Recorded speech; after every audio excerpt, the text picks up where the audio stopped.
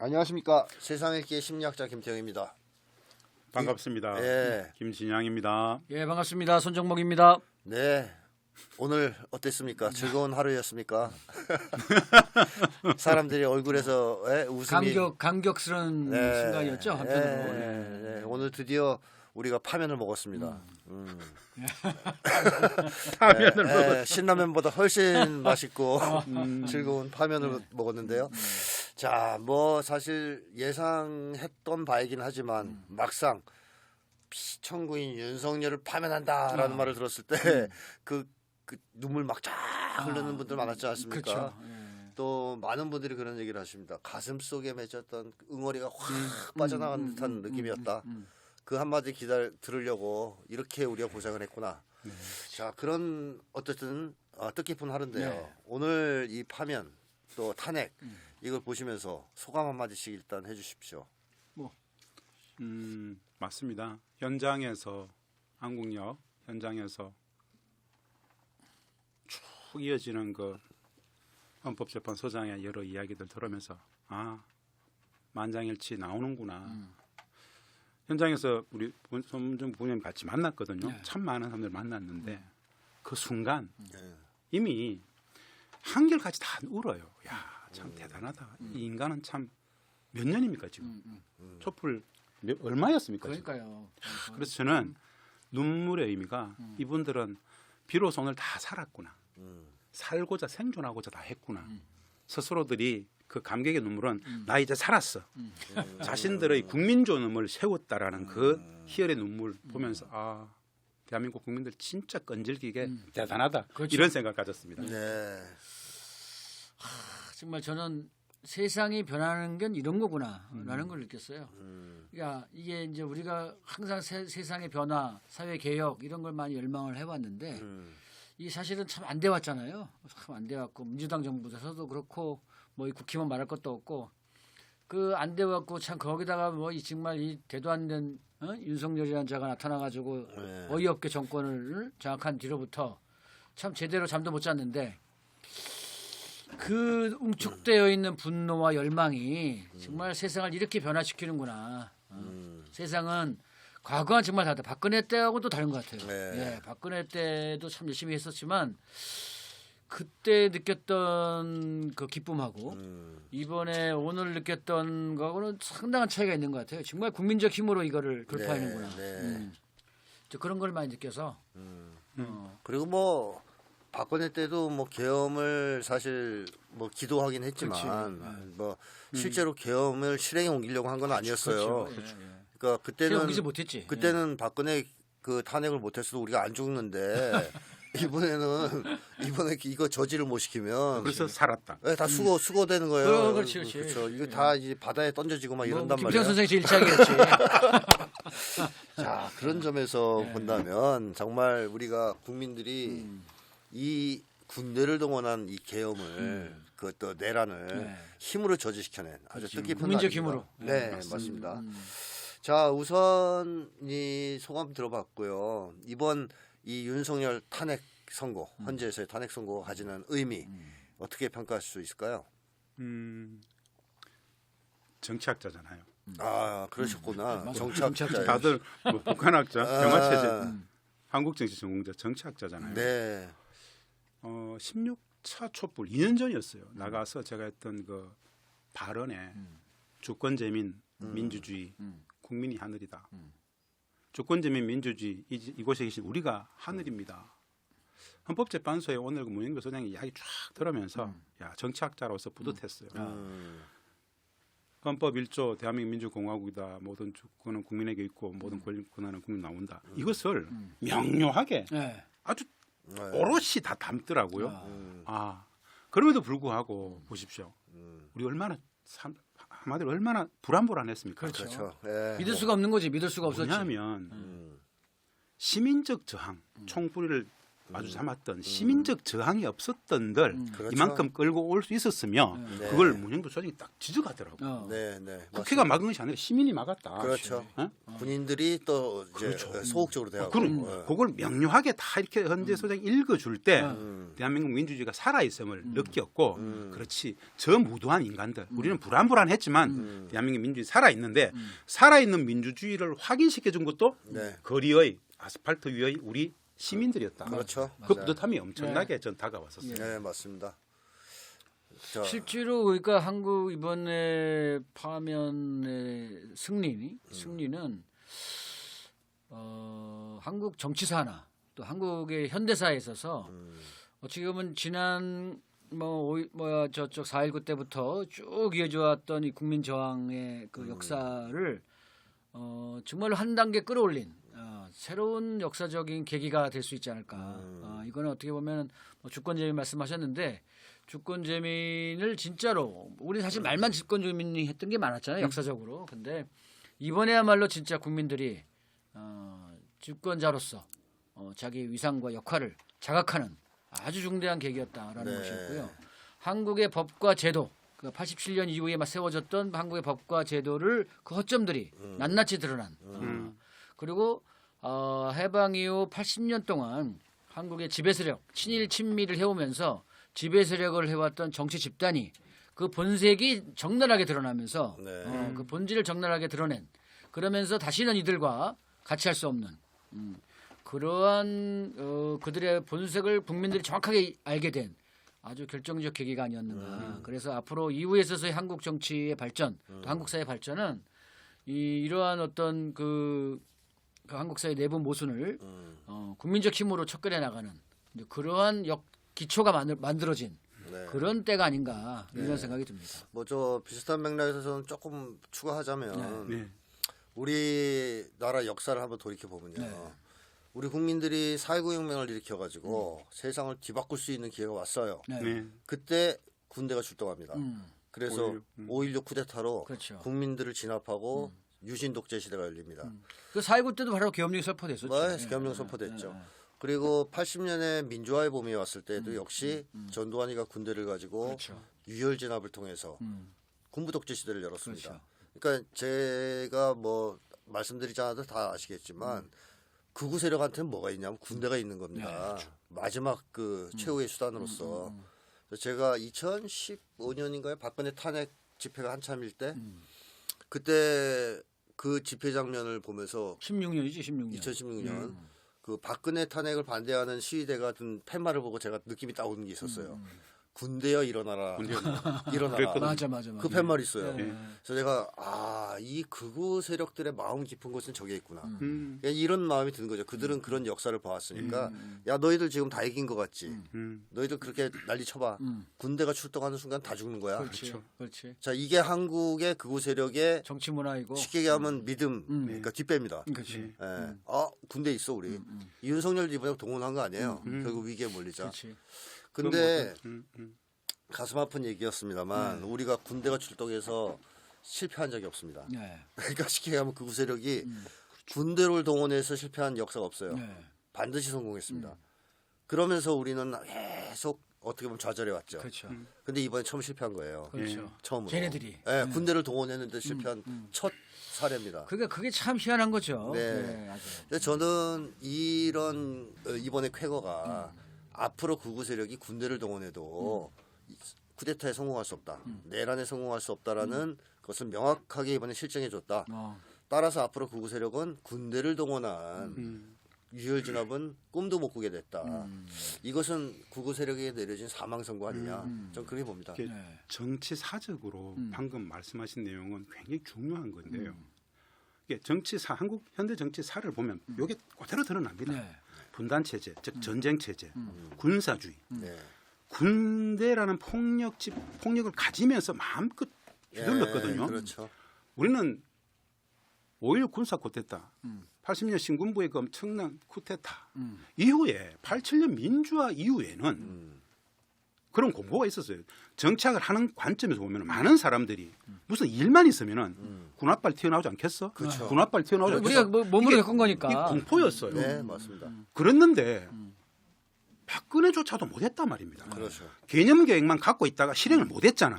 그거는 이미 한국 사회 민주주의가 엄청나게 고도화되었다라는 판단이 있었기 때문에 자신들도 실행을 못했어요. 그렇죠. 그런데 지금 그 이후에 지금 거의 9년 8년 만에 윤석열 검찰 독재의 수계가 진행을 했잖아요. 제가 가슴이 서늘했던 게 우리가 발표할 때 모든 국민들이 비상계엄 선포할 때 모든 국민들의 첫 일성이 뭐였냐면 미친 거 아니야 이거. 네, 그렇지, 그렇죠. 그렇지. 다 미친 거 아니야 그렇지. 거죠. 네. 미쳤잖아요. 네. 미칠 수 있는 물적 토대가 전쟁 체제라는 거. 그렇습니다. 분단 그럼요. 체제라는 네. 거. 그래서 좌절했지만 우리가 촛불했을 때 박근혜 촛불 이후에 다시 촛불을 들리라고 아무도 상상을 못했어요. 네. 아무도 못했잖아. 네. 근원적인 물적 토대, 전쟁 체제, 분단 체제 이것을 혁파하지 않는 한 맞습니다. 다시 되돌릴 수 있다. 그래서 민주 대개혁의 향후의 과제와 관련해서는 이 분단 체제, 전쟁 체제만은 진짜 좀 지긋지긋한 전쟁 체제는 끝내야 된다라는 그렇죠. 생각을 네. 다시 하게 됩니다. 그러니까 이게 사실은 근데 우리가 지금도 나오는 얘기죠. 난 두 가지만 좀 얘기하고 싶은데 이 구구라는 표현이 사실은 이게 자칫하면 저 이데올로기적인 표현처럼 느껴지는데 네. 그 구구를 반대하는 세력은 누구냐? 좌익이다, 뭐 국자다 이렇게 되는 거잖아요. 그 우리가 그럼 국자냐? 그건 아니잖아요. 아, 우리는 좌죠 그냥. 극자가 아니라 좌. 진보. 상식을 추구하는 그래, 상식.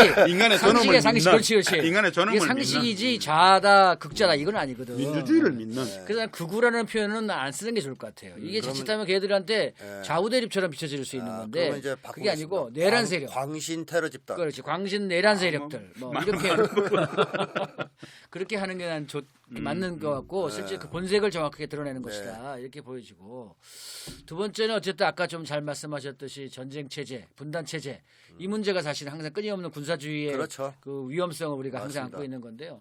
거기에는 항상 미국이 있어 왔잖아요. 네. 그러니까 미국이 사실은 어쨌든 전쟁 체제, 이 분단 체제 그렇죠. 유지의 그걸 천병. 유지를 해왔던 거고 한국의 군사력을 키우는 세력이 결국 미국이고 네. 또 한국의 어떤 현재의 군사 체제를 만드는 것도 미국이고 예. 그렇기 때문에 미국의 동의 없이 사실 군사력이 움직이기가 어려운 맞습니다. 힘든 거잖아요. 이게 한국 정치에서도 그게 가장 관건인데 그렇기 때문에 사실 이번에도 어쨌든 군대 애들이 실패한 것도 미국 애들이 어쨌든 이게 큰 전쟁이 날까 봐서 전면전이 날까 봐서 한 발 뺐기 때문에 나타난 현상이 맞습니다. 아니냐. 맞습니다. 예. 그러니까 우리 국민적인 저항도 큰 요인이었지만 미국 애들이 소극적 대응 그리고 뭐 일종의 뭐 어떻게 보면 나는 방해. 예 그냥 어떻게 방해 뭐 이런 요인도 좀 있었다 이렇게 생각이 들어요. 예. 네, 네. 미국이 좋아서가 잘해서가 아니라 그렇죠. 미국이 자기들의 필요 때문에 그렇죠. 그렇죠. 예, 예, 위험하다고 보고. 그렇죠 위험하다 보고. 자, 그런 얘기는 과거에도 좀 했었는데 네. 일단 어쨌든 이 의미가 상당히 중대하다라는 이제 말씀들을 해주셨고요.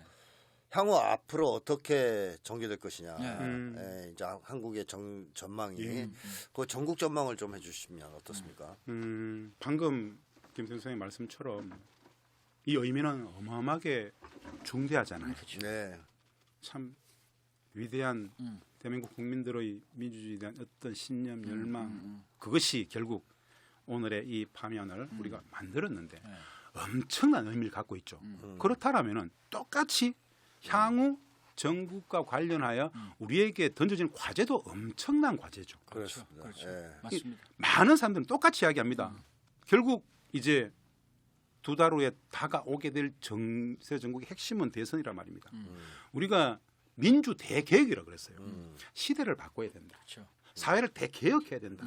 87년 체제를 진짜 이제는 근본에서부터 바꿔야 된다라는 그 열망들을 다 담아내는 과제가 남았어요. 그렇죠. 그렇다면은 지난 윤석열 정부 이후에 등장했던 수많은 외교 참사, 안보 참사, 뭐 우리 사회 내부적인 너무 많은 몰가치, 몰상식들의 복원의 과정이 오롯이 대선 이후 정국에 다 나타나야 된다. 그렇다면은 오늘 파면됐기 때문에 광장의 힘이 싹 사라지는 것이 아니라 광장의 힘들이 네. 향후에 전국에 그대로 다 투영이 되어야만 근본적인 우리 사회 대개혁을 할 수 있을 것이다. 네. 그 그릇을 담아내는 것. 네. 네. 나는 그것을 현재 당적 구조에 있는 민주당, 조국혁신당, 진보당 여러 당들이 있잖아요. 그 당들과 함께 뭐 비상행동, 촛불행동 다 많잖아요. 네. 거리를 채웠던 모든 시민들의 총이들이 모아줄 수 있는 그릇을 만드는 고민들 함께 했으면 좋겠다. 네. 이런 생각이 좀 있습니다. 아 크죠. 맞습니다. 예, 예. 네. 그러니까 저는 앞으로 전국이 어쨌든 지금은 사실상 뭐 국힘 입장에서는 네. 뭐 할 수 있는 게 없잖아요. 세대죠. 아니요. 그건 세된 게 아니고 네. 내란 동조당입니다. 그렇지. 그렇지. 내란 동조당이 아니라 내란당이죠. 내란당. 내란당이잖아요. 심판해야 될 거 아, 아니에요. 당연하죠. 그건 그냥 얼렁뚱땅 넘어가면 안 됩니다. 당연하죠. 그럼요. 촘촘히 그러니까. 촘촘히 그러니까 이 내란 당들이 지들도 살 길을 찾으려고 내란 찾으려고. 세력. 내란 세력들이 그 별짓을 다 할 거 아니에요. 지금 그럼요. 이번에도 확인됐듯이 비단 당에만 있는 게 아니고 국힘당에만 네. 있는 게 아니고 판사도 예, 있고, 판사도 있고 검사도 검찰은 있고. 또 엄청나게 썩었어. 네. 검찰 경찰. 예, 상상을 초월하자 이번에 상상을 다 초월. 드러났잖아요. 네. 이진숙 네. 뭐. 방송 지휘- 언론 예. 지휘한 예. 야, 그러니까 이런 세력들이 어쨌든 자기들 살 길을 찾기 위해서 뭐 발악을 온갖 하겠죠. 또 발악을 난리를 칠 거 하겠죠. 아니겠습니까? 예. 그리고 다 표지가 나온 게 이제 개헌. 당장 뭐 개헌하자. 뭐 이랬었고 하면서 이제 국힘과 타협하게끔 그다음에 협치하자. 협치하자. 뭐 중도 확장해라. 중도 확장해야 된다. 너무 세게 나가면 안 된다. 네. 뭐 별 얘기 다 하겠죠. 예. 파면이라는 의미는 말입니다. 이퀄 음. 예? 사회 대개혁에 대한 상징이 파면이었거든요. 그렇지. 파면이 이제 저는 진짜 오늘 아까 현장에서 네. 눈물이 다 나는 사람들 보면서 이제 시작이구나. 그렇죠. 이제 맞습니다. 진짜 시작이구나. 네. 파면이 이제 됐다. 네. 새로운 국면을 다시 이제 진짜 시작이다. 그 시작은 음. 민주대개혁의 과제, 사회 대개혁이거든요. 네. 그 중차대한 과제들이 거리에 있었던 그 사람들과 민주당, 조국혁신당, 진보당, 기본소득당 다 그렇지. 함께 어깨에 짊어져야 될 과제다. 그렇죠. 예. 그걸 촘촘히 만들어가는 게 예, 좀 예. 중요하다고 봅니다. 그렇죠. 그 어쨌든 이 내란 세력은 지금 국민들로부터 가혹한 심판을 받게 돼 있긴 하지만 네. 말씀하셨던 대로 내란 정권이에요. 지금 아직도 윤석열 뭐 감옥에 있는 것도 아니에요. 네. 한덕수 지금 첫 일성이 그거 아니에요? 대선을 공정하게 예, 관리하겠다. 한덕수가. 덕수가 진짜 진짜 상식 있으면 네. 내각 총사퇴해야죠. 총사퇴해야죠. 예. 그게 당연히 사표를 내야지. 그게 상식이지. 이게 내란 동조 세력 아니라 내란에 참가했던 그 내각. 본인들의 스테이스 기본 네. 그런 어처구니 없는 한마디로 인간들이기 때문에 네. 아직도 정신 못 차리는 거예요. 그렇죠. 지들이 무슨 짓을 했는지 모르는 거예요. 네. 손절만 네. 꼬리 자르기만 하려고 그러는 거예요. 뭐 꼬리 자르기. 대선 관리하겠다고? 그러니까 총사퇴해야죠. 총사퇴하고 국힘당 해체하고 네. 다 대선 후보도 내지 말고 해야 됩니다. 그렇죠. 맞습니다. 근데 그렇게 안 나올 죄를 거예요. 저질렀었는데. 하도 네. 내각 총사퇴 이것 그를 철저한 기회주의자들이기 때문에 네. 생각 자체는 못하겠죠. 네. 국힘부터 뭐 조정을 비롯해서 검찰 이들은 앞으로 사회 대개혁적 과제들이 실패할 수밖에 없도록 계속 그렇죠. 의기장 놓을 거예요. 그럼요. 싸움이 이제 시작이기 때문에 그렇죠. 국회에다가 이걸 맡겨둘 것이 아니라 그렇죠. 광장은 더욱더 덜 끌어야 된다. 맞습니다. 네. 이 국민들이 여기서 끝나는 게 아닙니다. 그러니까. 사회 대개혁을 완수하자라는 네. 식으로 계속 압박해야 됩니다. 그렇죠. 이제는 뭐 국회의 시간이다. 이거 이야기하는 사람들이 가장 위험한 그 사람들. 맞습니다. 네. 그러면 결국은 뭐 여야 뭐 합의 타협 뭐 이런 얘기 나올 게 없어. 여야 없어요. 예. 아니, 그렇지. 이제 여가 없지. 내란 세력다. 내란 세력. 예, 마지막 안위 세력. 끝났어. 나은 세력. 끝났어. 예. 자 그런 입장에서 본다면 말씀하셨듯이 내란 세력이 여전히 정권 네. 이런 걸 장악하고 있고 한국 사회의 중요한 요소 다 포진돼 다 포진돼 있으면서 그렇죠. 악착같이 개혁을 방해하려고 할 그렇습니다. 것이다. 예. 또는 뭐 내란 세력이 부활하려고 할 것이다. 그렇죠. 자 이런 시도를 제압하는 거, 네. 그러면서 내란을 철저히 진압하는 거, 이런 것들이 향후 이제 과제가 될 텐데요. 네. 말씀하신 대로 국회 혼자서 못한다. 맞습니다. 그렇죠. 그리고 민주당 혼자서도 못한다. 안 돼. 네. 그러니까 원탁회의를 넘어서는 범국민연 전 국민의 참여에 네. 의해서만 될 연대. 것이다. 이렇게 말씀하시는 거죠. 네, 맞습니다. 근데 일단 하나 희망적인 건 말입니다. 네. 심리학적으로 볼 때 그동안 사람들이 막 이 적체돼 있었잖아요. 네. 좌절감 느끼면서 뭐안 되니까 뭐가 금방 될 줄 알았는데 윤석열 구속시켜 놨더니 풀어주질 않나 뭐 이러면서 뭐 이제 헌재 선고는 진짜 불러줄 때 진짜 기가 막혔지. 네. 저것도 판사라고 진짜. 세워라 내워라 어. 이러면서 막 불안해하다가 이번에 판결을 딱 보면서 이게 네. 빵 터졌잖아요. 그렇죠. 그때 느끼는 감정이 이제 희열 같은 겁니다. 네. 희열. 그 희열은 강도가 아주 센 에너지예요. 감정. 경험해봤잖아. 이 희열이 올라오면 흥분 상태에 들어가기 때문에 그렇지. 어딘가 써야 돼 이거. 그러니까 그냥 사라지지 않아요. 맞습니다. 이 에너지를 맞네요. 어디다 써야 맞습니다. 돼요. 맞습니다. 그러니까 국민들이 지금 파면을 넘어서면서 한 걸음 더 나가자. 엄청나게 강한 에너지를 그렇지. 뿜어내는 시점이 왔어요. 그렇습니다. 예. 이건 심리학적인 설명입니다. 네. 예. 자 그렇다면 그걸 받아놔야 된다. 맞습니다. 뭐 야당들이 그렇죠. 받아안고 야당이 또 시민사회단체가 그렇죠. 받아안고 이 틀을 만들어서 내란 세력을 진압하는 그 발걸음을 더 빨리 예. 그러니까. 이런 여론을 좀 만들었으면 싶어요. 네. 방금 이 내용하고 똑같은 이야기예요. 실질적인 파면을 만든 건 시민의 힘이었잖아요. 초기에 비상계엄을 막은 것도 그렇죠. 시민의 힘이었거든. 그렇죠. 자, 그렇다면은 이제 다시 국회의 시간이다라고 이야기하는 순간 이 힘들이 다 빠져버립니다. 그렇죠. 네. 자, 파면 탄핵을 실질적으로 만들어낸 건 거리 광장에 모였던 100만, 200만 수많은 그 시민적 힘이었어요. 그렇죠. 네. 이 방송을 보시는 분들이 꼭 좀 여론화 시켰으면 좋은 게 여론화 시켰으면 좋겠다 싶은 게 있어요. 이제 시작이다. 이제 시작이다. 네. 민주사회 대개혁을 만들어 가야 된다. 그 힘은 광장의 힘 우리가 나서줘야 된다. 여전히 국회에 맡기는 순간 다시 여야의 이분법에 딱 갇혀가지고 조정동하고 검찰 붙어가지고 민주당 혼자 못 해낸다. 네. 국회도 주요한 한 정치 행위자이고 큰 그릇 속에서의 사회 대개 열망에 있는 이 광장의 힘, 시민적 힘들이 비상행동도 있고 수국회도 있고 촛불행동이 많잖아요. 네. 용광로처럼 모여가지고 예.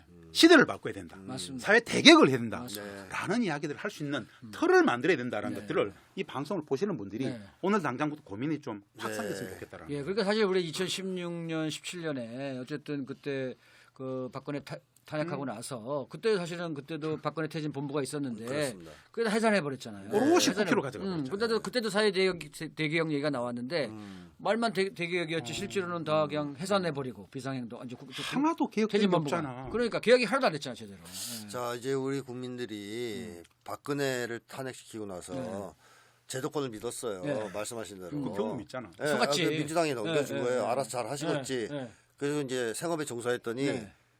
윤석열이 나온 거예요. 개혁을 안 해가지고. 그러니까 자, 그 경험들을 우리 국민들이 갖고 있어요. 맞습니다. 따라서 저는 이번에는 좀 다를 거라고 당연하죠. 봅니다. 그래서 예. 비상행동을 해산하면 안 되고 네. 예.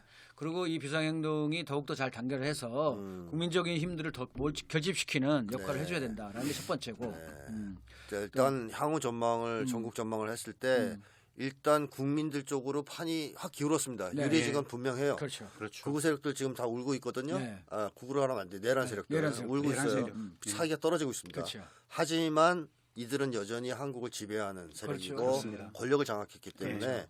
우리가 안심하면 안 되고 당연하죠. 지금 주도 면밀하게. 시작이라는 자세로 주도 면밀하게. 밀어붙여야 된다. 맞습니다. 그 얘기를 이제 하시는 거죠. 네.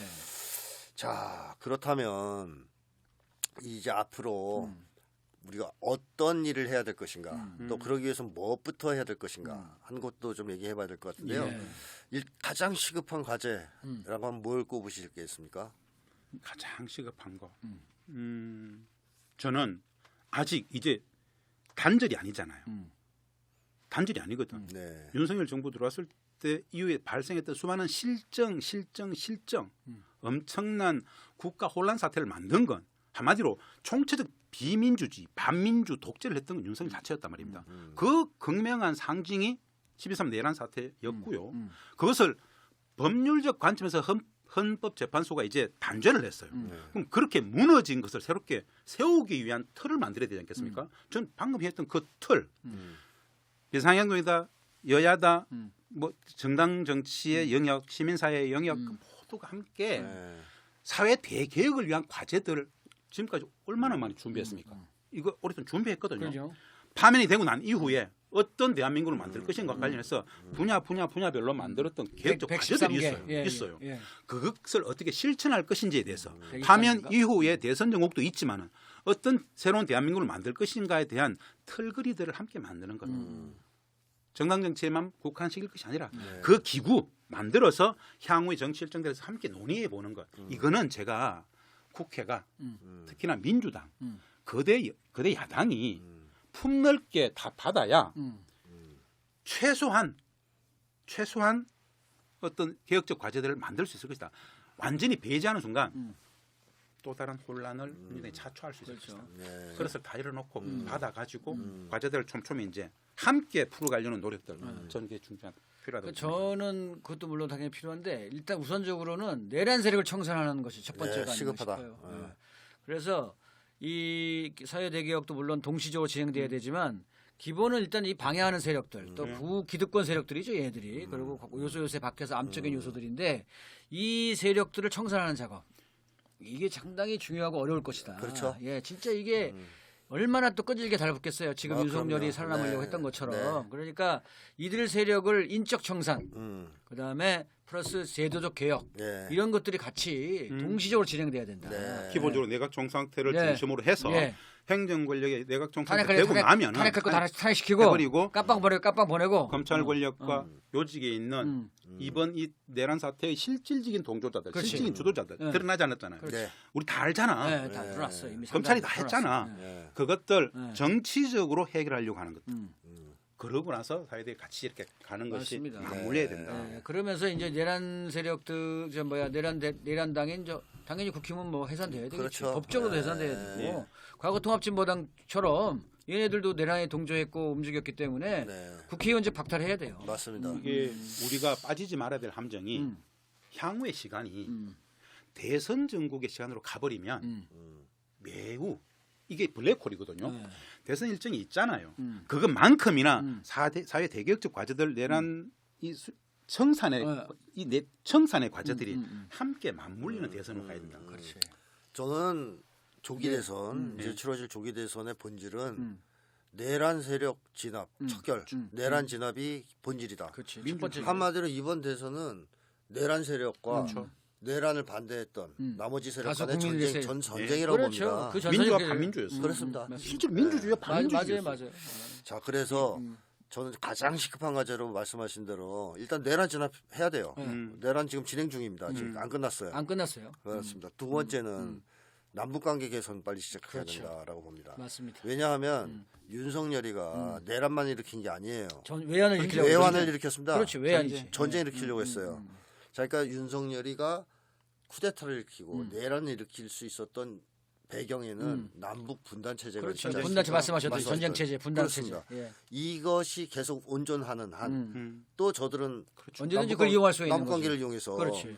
또 전쟁을 도발하고 그렇지. 또 할 수가 있습니다. 그럼요. 따라서 시급하게 해야 될 과제로 저는 내란 세력을 척결하고 하면서, 내란을 진압하면서 네. 남북 관계를 뚫어야 된다. 맞습니다. 비상한 시국이기 때문에 네네네.